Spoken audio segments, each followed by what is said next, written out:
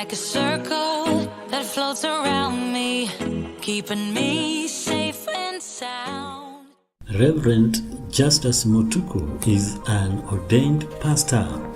He is a Master of Divinity in Theological Studies with Africa International University, formerly NEXT. He has a Bachelor of Theology with Kenya Methodist University. He has a Diploma in Bible and Theology with Moffat College of Bible. Currently, he is a chaplain, Kabarak University, Nakuru County, Kenya. Reverend Justus Mutuku is a family man, married to Pastor Lillian, and blessed with 3 children, Caleb, Joy, and Joshua. Grab a copy of his best-selling books in the market today, The Voice of God in a Troubled World. God's undisputed ability. Yaani uwezo wa Mungu ambao hauwezi kukakanywa kwa sababu ya kututia moyo ili tuweze kuexperience ile inaitwa spiritual reignition. Ni lazima tuelewe kwamba katika Ukristo wako unapotembea, ni vizuri kuelewa kwamba Ukristo hautembei kwa njia ya kwamba tunahudhuria maneno. Lakini Ukristo una msukumo, una uwezo uliye ndani yetu.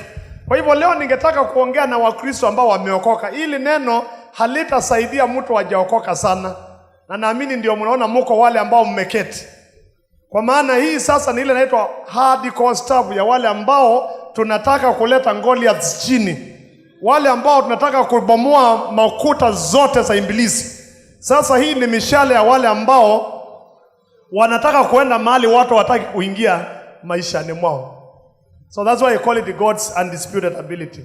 Nitaanzia kidogo na kueleza mambo machache kwamba kuna hali 3 za kiroho maombi yangu usiwahi patikana katika kiwango hicho. Kuna ngazi 3 za kiroho ambazo ukijikuta katika sehemu hiyo uko hatarini. Kwanza ni wakati unajikuta katika hali ya spiritual powerlessness.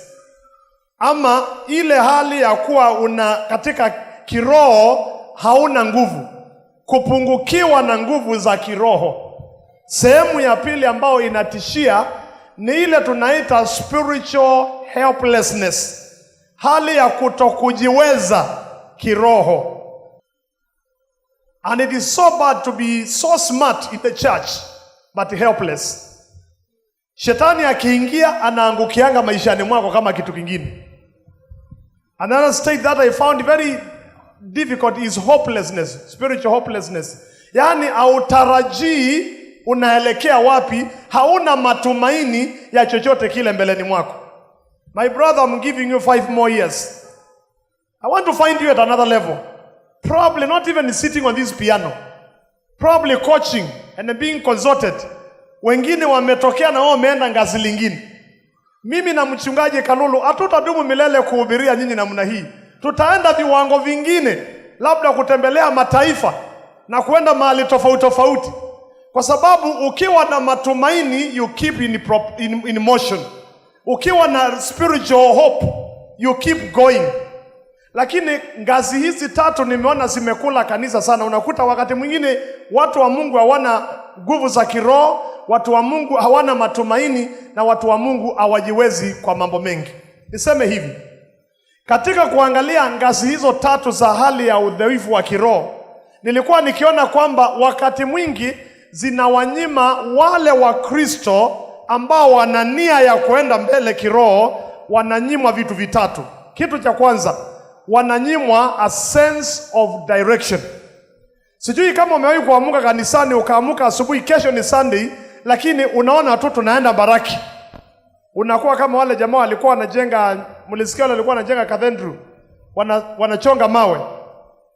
Wawili wanaume, mmoja anaulizwa mnafanya nini, anasema tunachonga mawe. Mwingine anachonga mawe, anaulizwa mnafanya nini, anasema tunajenga cathedral. Wote wanafanya kuchonga mawe, lakini mmoja anajua anachonga mawe na amalizia hapo. Mwingine anasema hii kitu nafanya ni kidogo sana, ni sehemu ya ujenzi. Watu ambao wana direction wanajua hii sehemu ya kuja morning glory, hii sehemu ya kulead worship, hii sehemu ya kuingia ni sehemu ya kujenga mnara ambao utakaotumika na Yesu kwa ajili ya kutenda mema. Sometimes watu ukosa kitu inaitwa meaning, umuhimu ama maana ya vitu maishani. Ikiwa umeishi kama Mkristo na unaambiwa kiwango ambacho unakuta haupati meaning, ni jambo ngumu sana. Wakati mwingine utakuta kwamba we lose a sense of purpose. Kuna sababu naelekea pale. Utakapotazama hadithi ambayo nitarudi kwake sasa hivi, utaona kwamba ni hadithi ambayo inatufafanulia hatari ya kuwa na kila kitu maishani lakini you are powerless spiritually. Uko na kila kitu lakini you are hopeless. Uko na kila kitu lakini umekangamizwa na kazi za yule ibilisi. Sasa utaona hiyo maneno yakifuatana pale. Na wakati mwingine unasema kwamba when a person loses spiritual direction and they lose spiritual meaning and they lose spiritual purpose, wakati hizo vitu vitatu vinapotea maishani, you remain a busybody. Hao ndio Paulo alikuwa anasema you are just busybodies. Hao ndio watu wataingia kwa rutini, kuingia kanisa, kutoka. Hamuna matarajio ya chochote. Now this is just a start. Nataka kueleza jambo hilo. Wakati ambao watu wana upotofu na unyonge wa kiroho, wanapoteza si direction na meaning peke yake na purpose, lakini utakuta wanainuka na kuingia kiwango cha uharibifu. Kiwango ambacho utakuta vipawa fulani havitambuliki. Na wale walivyo na vipawa vya kiroho hawana nia ya kuinuka kuonyesha vipawa vyao. Utasikia kuna hali ya kukwama fulani. So allow me then to jump to the text now. Katika sehemu tumesoma, nataka urudi kwa Biblia yako tena. Nataka muelewe kwamba tuko na hadithi ya wana wa Israeli ambao wametembea safari ndefu sana. Ikiwa utarudi kitabu cha Mwanzo, mshirika, ikiwa utarudi kitabu cha Mwanzo sura ya 12, utaona Abraham akiambiwa nitakufanya taifa kubwa. Nitakutumia kubariki watu wengi. Genesis 12. Nitakufanya baba wa watu wengi. Kutokana na tumbo yako Sara kutatoka kizazi ambacho kitakuwa ni uzao wa watu wengi. Genesis 12. Lakini wakati Sara anakaa na kuona mambo kama yamekawia, nyinyi mnakumbuka, alifika kiwango akamwambia mume wake, naona Mungu ametoa ahadi lakini sioni njia vile hiyo ahadi inaweza kutemeleka. Kwa hivyo tufanye nini? Chukua huyo msichana wa kazi juu unaelewa na hali yangu. Tusaidie Mungu, tusae mtoto, ndio mtoto haanzishe ile lineage. Wakati ule naye Mungu akamwambia Sara, Abraham, hautakuwa baba kwa kusukumiwa kitu. Utakuwa baba wa taifa kulingana na ahadi. Wale ambao mnaoa na mmeolewa, hii ni kesi umeoa na ulisukumiwa ukaambiwa oa huyu mtu, utaishi maisha ya kupambana. We don't marry because people think we can match. We call it the matching mistake. We marry because we are the products of a promise. That if you ask for a good thing, I will get you a good thing. Ukiitisha mkate, samaki sitakupatia nyoka. Ukiitisha mkate sitakupatia mawe. We are the products of promise. Turn to your neighbor mwambie, sisi ni watu wa ahadi. Nataka tuende polepole because this is a very interesting ground I want you to see. So, hawa ni watu ambao, wana wa Israeli si watu wa kubahatisha, ni watu ambao hadithi yao ni imara. Imetokana na msingi wa ahadi ya Mungu. Ndipo Isaac alizaliwa, Isaac akamzaa Yakobo. Yakobo mnakumbuka na Esau walipigana. Katika kutokana na Yakobo tunapata nani? Wale wana wa Yakobo 12 ambao walikuja kuunda the 12 tribes of Israel. Alafu ukienda Isaya unasikia Mungu anasema kitu. Na ningetaka ujielewe vizuri Mkristo. Mimi nashangazwa na Mungu. Anaanza kutambua hii community, anasema you are my chosen people. Nilikuwa na mataifa mengi ningechagua, lakini niliwavuka wote nikawachagua nyinyi. I have set you aside to be my vessel, to be my instrument, to declare my glory. Tembea na mimi. Katika kitabu cha Mwanzo ukimalizia mwisho, utaona ile taifa limeanza kuundika, lakini wameingia kwa shida, wameenda mikononi mwa Farao. Exodus. Sasa badala ya kuwa taifa kubwa, ile maono ya kuwa taifa kubwa imetatizwa na uwepo wa Farao. Hello church. Tembea na mimi pole pole. Sometimes there is a Pharaoh in your life who comes to threaten. Tukitakapoanza hadithi za sikukuu tunasikia wakisema Rakeli akasikika akililia watoto, kwa sababu kulitokea tisho kubwa kwa hii project ya Mwenyezi Mungu. Na wakati wana wa Israeli waliingia through Joseph kule Egypt, mnakumbuka tuko Exodus sasa. Katika Exodus walitumika kwa njia mbaya. When you are available to the devil, you are abused. And there is no question about that. Kila asubuhi kazi, kila asubuhi kazi, na hakuna kusimama, wanatumika vibaya. Mpaka Exodus chapter 1, Biblia sema wana wa Israeli wakalia kilio cha uchungu hadi Exodus 3:7. Bwana akasema, nimekisikia kilio cha watu wangu, nimeona uzito wa watu wangu, na tazama nimeshuka nije kutenda kitu. Pale ndio sasa mwanamke anakuwa pregnant. Kushuka kwa Mungu ni Musa kuzaliwa. Lakini nawaambia hadithi kwa nini? Kwa sababu baada ya Musa kuzaliwa anakuwa na shida ya usemi, anatumwa lakini wanatishiwa. You remember the 10 plagues. Mapambano ya kuwaondoa watu wa Mungu. Let me tell you, warfare is not a walkover. You don't go snatching somebody like this unamwambia toka tuende. Hata wakati wana wa Israeli walikuwa wanaandaa kila hatua watoke, Farao anabadilisha nia usiku. Just like the devil has been changing games. Every time you are deciding I'm going to be fasting, unakuta umegonjeka. Every time you are deciding I'll be praying for this hour, you will find something happens. Because the devil knows how to time. But he's defeated in Jesus' name. So mwisho, Mungu akaambia Musa, don't worry. Lazima watu wangu waondoke wakaniabudu. Kwa hivyo sasa kwa kutumia kipawa hicho, Musa akafanya muujiza wa mwisho ambao ulikuwa ni wa kuua kila kizazi cha kwanza, mtoto wa kwanza wa kila kitu. Mpaka Farao akasema, ondokeni. Lakini jambo ilikuwa hapa. Wakati wa kuondoka, msisahau, hao ni watu wa ahadi. Waliahidiwa, nitawapeleka nchi ambao ni nzuri, nchi ambayo inatiririka na asali na maziwa, nchi ya kupendeza. Walikuwa na hiyo vitu ndani yao. Walielewa vile Mungu anafanya, lakini climax, walipokuwa wameanza kuondoka wakafikia Red Sea. Walipofika pale, wengi wenu mnakumbuka, wakasahau kwamba wameondolewa kwa mkono wa nguvu. Wakaanza kuuliza Musa, je, si tulikuambia usituondoe huko?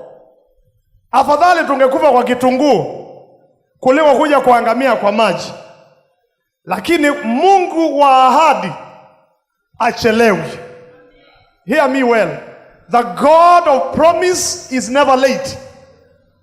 Even the very last minute, Pharaoh ameadvance. Na unajua napendea Mungu namna hii.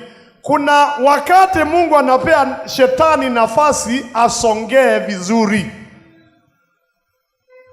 It looks like when the devil is advancing, you are losing, but you are not a loser. Let me encourage my pastors. You may never know what comes ahead of you. I know you have been through a lot. The pastors who are here, there are many. Kuna wakati utajikuta umewekewa mtego fulani kabisa maishani mwako, unajua hii ni kifaulu tena ni Mungu. Juu sifa zangu zimeharibiwa, kila kitu imefanya. But there is a way God waits, even on the cross. Yesu angesaidiwa mapema sana. Lakini Mungu alingojea akavuliwa mavazi, akatundikwa kofia ya mimba, akatundikwa msalabani. Aibu kubwa, Mungu ametundikwa msalabani. Lakini dakika ya mwisho Yesu alisema, Eloi, Eloi, lama sabakthani, Mungu wangu, kwa nini unaniacha wakati wa haja? Na alipopumua giza ambao si ya kawaida, vitendo ambao visa kawaida vikatokea kudhibitisha, ijapokuwa huyo anakaa kushindwa, chini yake kuna uwezo wa kipekee. You know, sometimes it is good to look like you are being defeated, but there is a promise. So wakati walikwama Farao na watu wake wana advance, kumbe naye Mungu ni mwingine. Alikuwa ashajua, sitaki kushinda Farao na njia ambayo ni kidogo. Akamba masi ndienda usinda na kausindi kena ndoni nienda kindu kiutundumia nthi. Nahitaji kushinda na kitu ambayo itatingiza ulimwengu wote. So nikimalizia Farao huko kwa desert, hiyo ni kitu kidogo. Wacha niruhusu yeye akuje vizuri, tuonanie kwa bahari ya Shamu. Let me tell you, don't give up if the devil is fighting you at the moment. It may be that God is looking for a timely place. Kitendo atakutendea kitajulikana ulimwengu mzima. Na sometimes Mungu ungojea. Wacha drama yanze. Walipofika wakaona wamefika, we were cornered. Basi wakaambia Musa vitunguu. Ukiona mtu anakumbuka kitunguu, you are at the lowest level of all the things ya kukumbuka duniani, kitunguu. Yaani umesahau mang'ombe na nini, mpaka unaambia Musa, afadhali ile kitunguu tulikula wapi? Mundu alikana kitunguu mubini yona mwambia. Huyo amefinyika kitunguu.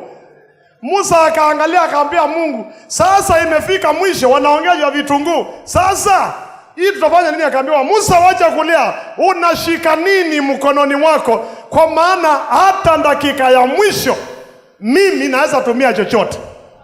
Akasema, Bwana, ile kafimbo nilipatiwa ndio iko mkononi.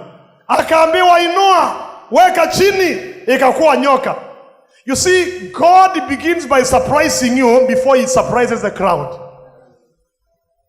Lazima vitu zingine upitie. Musa ametuma mti chini, nyoka.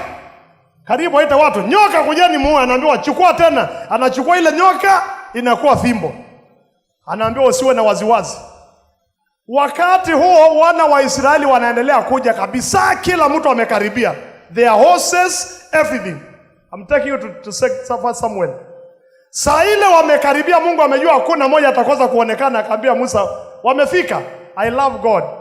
Kumbe naye alikuwa anawaongoza na kitu inaitwa pillars, ambao wewe uoni lakini nakuongoza. Ile kitu unaitaka kitu ndio hii sasa. Ile kitu unaitaka kitu ndio hii. Huwezi kuijua, so kwa sababu wewe ni kipofu wa kiroho, unaambianga watu nikasikia kitu hivi, nywele ikasimama. Si kitu, ni Mungu. Ambia mtu ni Mungu. Wacha kuambia basa nilisikia kitu hivi, si ukusikia kitu. Kuna wakati tulipewa sumu nikiwa na mke wangu kanisani moja, sumu. So mke wangu akapewa kitu, akasikia hiyo kitu sasa inatembea mwili. Nilipokuja nyumbani akaniambia nipewa kitu, nikasikia mwili imekataa. Nikashika, nikasikia kama nimekuwa electrified na stima. Kitu ikaenda ndani yangu. You see, I have known God is so sensitive. If you are handling poison, he will use your body biology to tell you things are not well. Nilishika hivi nikasema, ai, na wewe akasema nimesikia hivyo. Tukaomba. Immediately, hii si saa kungojea ati muite mchungaji ama bishop, hii mnaingilia straight. Tukaombea kitu, ilikuwa kitu kula mzuri sana. Alafu tukafungua ndani, tukakuta ndani kabisa imefichwa ka kitu very dangerous, ka poison kidogo in top form of a powder. Tulipotoa tukapeleka kwa choo. Baada ya kuomba tukatupa kipawa choo na hiyo kitu kwa choo. Baada ya sisi wachungaji waliokuja kanisa hiyo wawili walikufa, one after another. It is not enough to be a pastor. It is not enough to go to a Bible school. You need something different. It is not enough to lead praise and worship, my friends. We need something deeper than that. Hata ndugu zake David walikuwa trained kama soldiers, but they were running in the bushes with the bunduki. I think some of you have started hearing me. It is easy to have a bunduki, lakini ujikuta msituni na bunduki yako. It is something different. So we survived. Later on, mama huyo jamii akaenda kushukuriwa na my wife kumwambia thank you, tulipata kipawa chenu. Akauliza kipawa ngani? Mama akawa ajui, kumbe mzee alikuwa anafanya vituko vyake, mama ajui. Mama akatuambia mzee huyo akiwapatia kitu msiwahi kula, ni mzee wa kanisa. And we are today 20 years down the road, very strong, very healthy. But we knew even when unapewa chai imetemewa mate na watu, so long as God is for you, hata ikiingia kwa tumbo, it will translate other than being poison, it becomes a nutrient. Na inaanza kukusaidia hata kujenga mwili ndani. Msiwahi cheza na Mungu. Uliza ile samaki ilibeba Jona. Ilikuwa imepata a big catch for that day. Catch kubwa. Ikaambia samaki zile zikitapumzika miezi 2. Kaenda kupumzika miezi 2. Na hiyo crocodile ikipata mnyama mzima inaenda kupumzika. Hii ikienda siku moja ikasikia tumbo iko na shida. Siku ya pili tumbo iko na shida. Mungu akasimamisha process ya digestion. Na digestion ikikataa lazima uwe na constipation. Constipation ikikataa lazima utapike. Kuna watu hapa shetani ameweka wa meno atawatapika in Jesus name. Utaachiliwa. I know umeshikwa lakini utaachiliwa. Sasa Farao akaingia kidogo. Musa akaambiwa inua fimbo.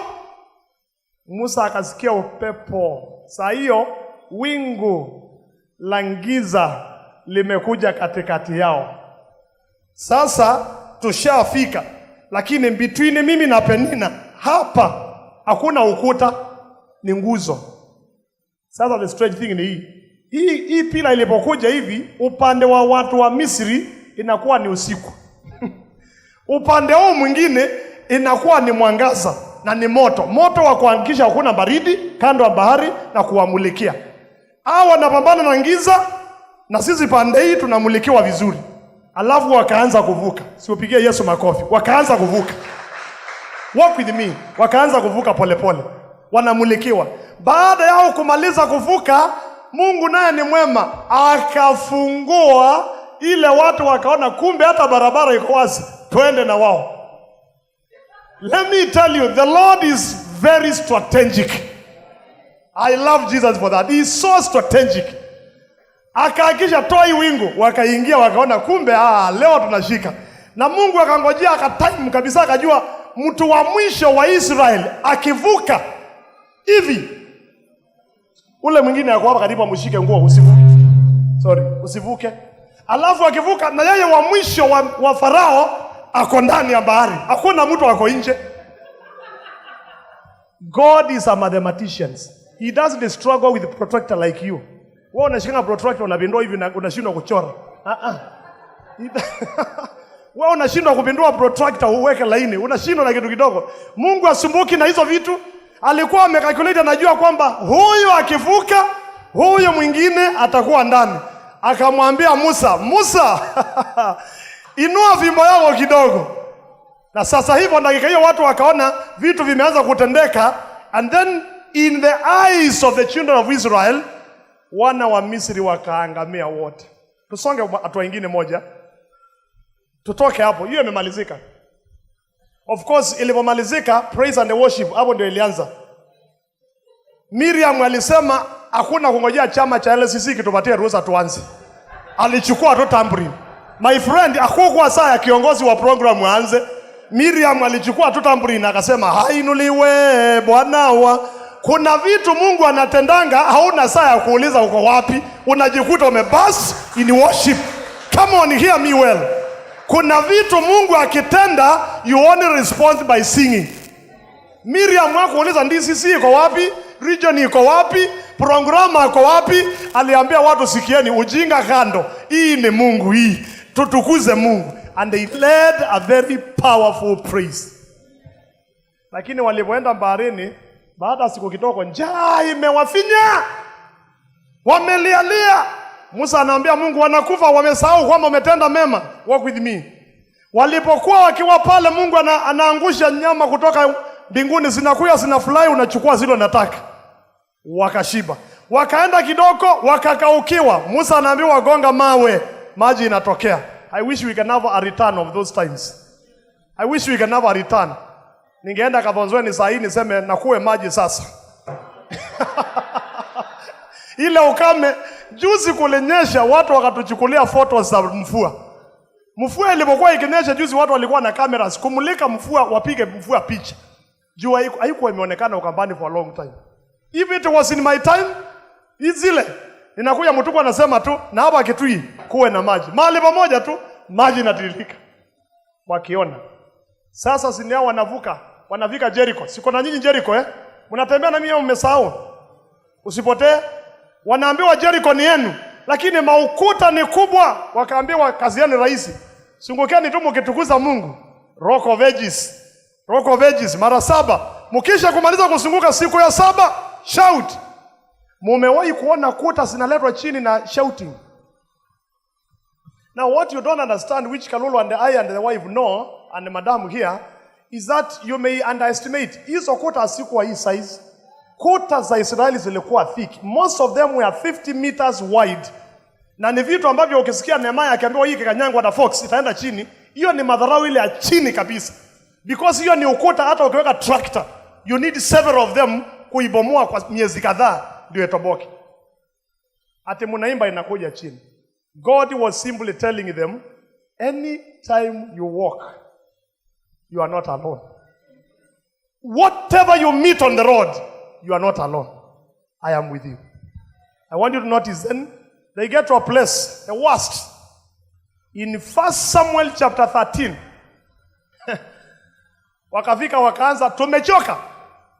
Tunaona watu wafalme wanavalia manguo, wanakaa mzuri. Samuel, tupatie mtu kama hao. Tunataka tukienda kuona president tunamsalimia, Your Excellency sir. Tunataka kitu tangible. Wewe Mungu unakujanga through Musa.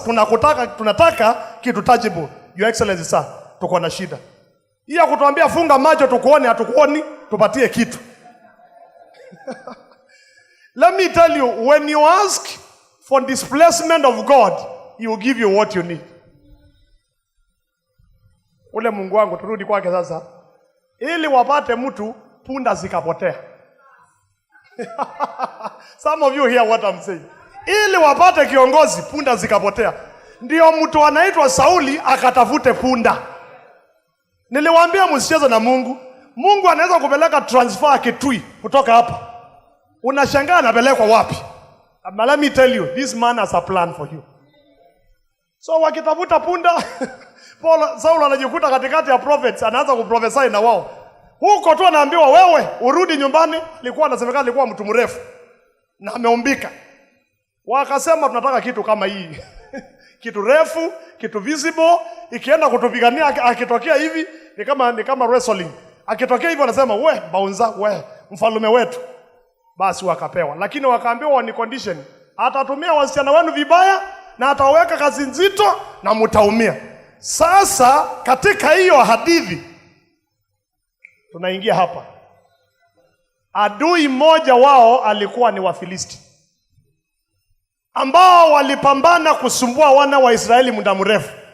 Na katika sehemu ambao tumesoma 1 Samuel chapter 17, tumefika kiwango sasa wamepuuza Mungu, wameanza kutembea, lakini wamesukumwa na Wafilisti kwa njia ya mtu anaitwa Goliath. Sasa look at this. I am so shocked. I hope I can now run my notes. Nilikuwa nimehold kwa muda. Yule wa computer nisaidie please. So then I noticed that along the way, as they were moving, thank you, we have a moving community here with a rich heritage. Yaani tuko na watu ambao wanatembea, wako na historia ya kujulikana. Ulimwengu mzima unajua hata kuta zinawaongopanga. Wao ni wa Abraham. And I know you have a heavy history behind you. We have a team here with seasoned, refined weapons. Saul and his team wako na kila chombo cha vita. Alafu hapa utaona kwamba kwa sababu ni wana wa Israeli walikuwa wameenea sana, utaona vile vile walikuwa na askari ambao ni trained ngazi ya juu. Kwamba shepherds like David wakiingia walikuwa watu wakadharauliwa kwa sababu shepherds walikuwa waende kuchunga na zile vitu vya wafulana. Ile ya kuwinda. Lakini wao walikuwa na trained, na katika wale wametrainiwa ndugu zake Daudi walikuwa sehemu yao. I'm also surprised Reverend Kalulu. They even had a special identity. Wakiulizwa nyinyi ni nani? We are the chosen people. We are the chosen generation. Sisi tumetauliwa. Wakiulizwa nyinyi nani? Wanasema sisi tumeitwa na Yahweh. Tuliokolewa na Yahweh. Yahweh anatembea nasi. Lakini I'm also surprised that they got to a place walikuwa pia wamefanya kitu inaitwa political arrangement. Kwamba si lazima tuende na kitu waita theodicy. Hatutaki uongozi wa Mungu ndani yetu hivi, tunataka our political arrangement. Tunataka mfalme anakaa vile tunavyotaka. I hope Kenyans can hear me. 2022 is the biggest test. 2022 is our biggest test. Tujaribu tusukume Mungu kando kidogo tu, itakuwa ni shida. Kwa hivyo hawa wataona wameleta ufalme wao, wako na kings. They are moving from one king after the other. Of course, sitaki kuwapeleka historia. Baada ya David, Solomon alichukua. Baada ya Solomon, hapo wanasoma kingdom zikawa mbili. Alafu kila mwaka ni mfalme mwingine. Soma First and Second Kings, First and Second Chronicles. Utashangaa. Kila siku pastor mwingine. By the way, ukiona kanisa inatoka pastor mwingine anakuja, mwingine anatoka, mwingine anaenda, kuna shida. Ukiona nje inapoteza mfalme, huyu anatoka, huyu anainua watu wanaenda chini. That became the history. But walk with me. A community with a rich history. A community with refined weapons. A community with well-trained and experienced soldiers. People with a special identity. Watoto wa wachungaji. Watoto wa nchi ya kipekee. A community with a political arrangement. Yet, where are they living? They are living a miserable life. Watch that. Why? Yani wanaishi in the bushes, they are in the thickets, they are in caves, they are in mashimoni, wanaishi kwa mitaro. By the way, si kama mwahi kujua, mnakumbuka hadithi ya Saulo akienda kujisaidia kwa cave. Caves were very dirty. Hujawahi ambiwa na mtu.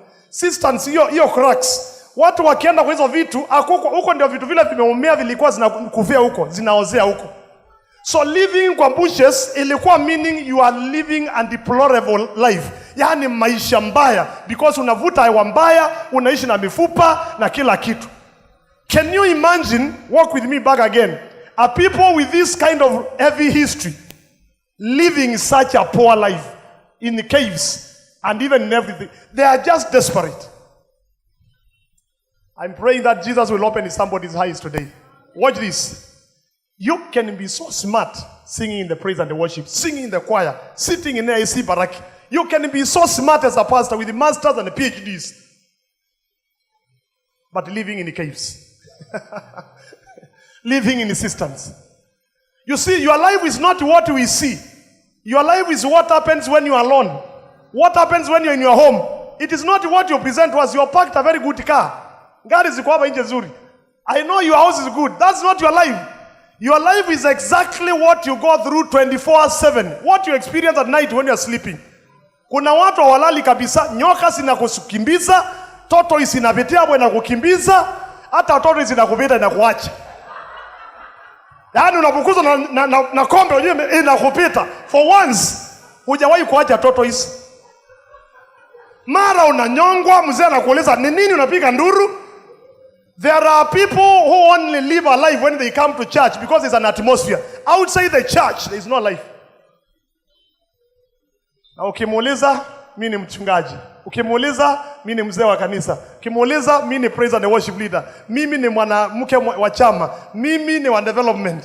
Lakini kwa kuishi, our caves.